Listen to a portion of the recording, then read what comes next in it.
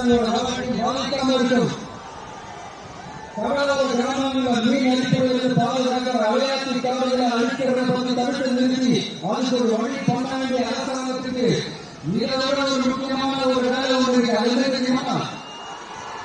சொந்த குடும்பத்தோட வளர்ச்சியும் சொந்த குடும்பத்தோட சுயநலம் உண்டா?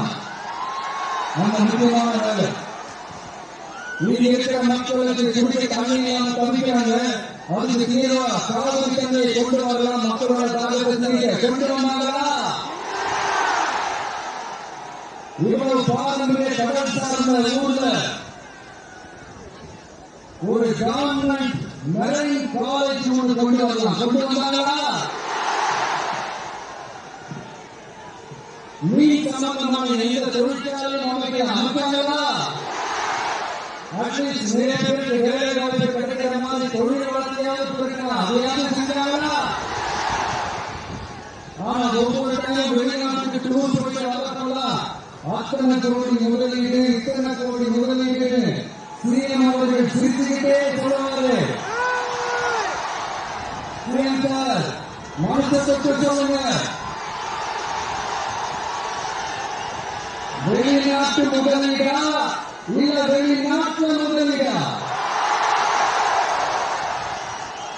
ஒட்டுமொத்த தமிழ்நாட்டுக்கு முதலீடா இல்ல உங்க குடும்பத்தோட முதலீடு வெளிநாட்டுக்கு போகுதா?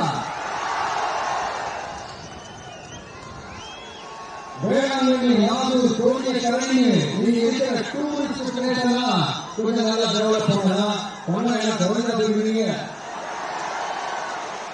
வேளாண்மை பகுதியில் உப்பு ஏற்றுமதி செய்வதற்கு வசதியை செஞ்சு கொடுக்கலாம். செஞ்சாங்களா? 4 ஆண்டுகள் அரசு மருத்துவமனையில பிரசவம் பார்க்கிற டாக்டரே இல்லையா? நாகப்பட்டினம் புது பஸ் ஸ்டாண்ட் சுத்தமா சுகாதாரம் வச்சிருக்காங்களா? நாகப்பட்டினம் ரயில்வே ஸ்டேஷன் வேலையை சீக்கிரமா முடிச்சு வைக்கலாம். அதே செஞ்சாங்களா? நீங்க ஏற்கனவே இருந்த ஸ்பீட் ரோடிங் மில்லையும் ரயில் பெட்டி தயாரிக்க முடிக்காங்க. அதை மறுபடியும் தொடர்ந்தா நிறைய பேருக்கு வேலை வாய்ப்புகள் கிடைக்கும். ஏன் அதை பத்தி யோசிக்கல? மேலத்தோட்ட யோசனை மேம்பாலம் கட்டி 50 வருஷம் ஆச்சு. அது சரியா மேம்படுத்தலாம். அதை செஞ்சாங்களா? தஞ்சாவூர் நாகப்பட்டினம் எம்எஸ் ரோடு வேலை பல வருஷமா நடக்குது. நீங்க முடிச்ச போதைக்கான வேலைப்பட்டு முடிச்சிருக்க அதே செஞ்சாங்களா? ரொம்ப முக்கியமா நெல் மூட்டையெல்லாம் மழை காலத்தில் வெள்ளத்தில் நடிச்சு நம்ம விவசாயம் எவ்வளவு வேலை பண்றாங்க.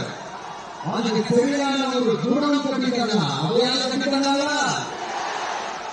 எலெக்ஷனுக்கு முன்னாடி திமுக வந்து செய்வோம் செய்வோம் செய்வோம் செய்வோம் சொன்னாங்களே, செஞ்சாங்களா?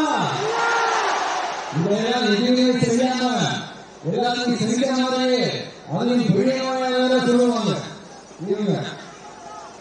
நான் போன வாரம் திருச்சி அரியலூர் மாவட்டத்துக்கு போய் நம்ம மக்களை சந்திக்க போயிருந்தேன். அப்போ பெரம்பலூர் போக வேண்டியது. அங்க சில ரூல்ஸ் அண்ட் ரெகுலேஷன் ஒரு கட்டத்துக்கு அப்புறம் இந்த பஸ்ஸை மூவ் ஆகும். அதுக்கப்புறம் அதை தாண்டி ஒரு டைமுக்கு மேல பேசுறது அதெல்லாம் இந்த நேரத்தில் பெரம்பலூர் பகுதி மக்களுக்கு நான் மன்னிப்பு கேட்கிறேன். சீக்கிரமாக உங்களை தேடி நான் வருவேன். நம்ம இந்த டூர் பிளான் இந்த ஷெட்யூல் போட்டதுக்கு அப்புறம் அது சனிக்கிழமை அப்படின்னு ஸ்டார்ட் ஆச்சு. அது உங்க எல்லாரையும் வந்து பார்க்கும்போது உங்களுக்கு எந்த விதமான டிஸ்டர்பன்ஸும் இருக்கக்கூடாது. முக்கியமா உங்களுடைய வேலைகளுக்கு எந்த விதமான டிஸ்டர்பன்ஸும் இருக்கக்கூடாது அப்படின்ற ஒரே காரணத்துக்காக வீக்கெண்டா பார்த்து இப்படி பிளான் ஷெட்யூல் பண்ணோம். வீடு நாட்கள்ல ஓய்வு நாட்கள்ல வரணும்ன்றதான் அது. அது மட்டும் இல்ல, அரசியல்ல சில பேருக்கு நம்ம ஓய்வு கொடுக்கணும் இல்லையா? அதனாலதான் இந்த ஓய்வு நாட்களா பார்த்து செலக்ட் பண்ணணும்.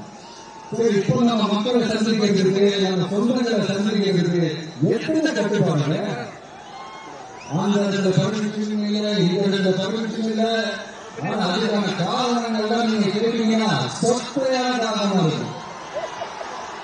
அங்க பேசக்கூடாது, இங்க பேசக்கூடாது, 5 நிமிஷம் தான் பேசணும், 10 நிமிஷம் தான் பேசணும். நான் பேசுறதே 3 நிமிஷம் தான்.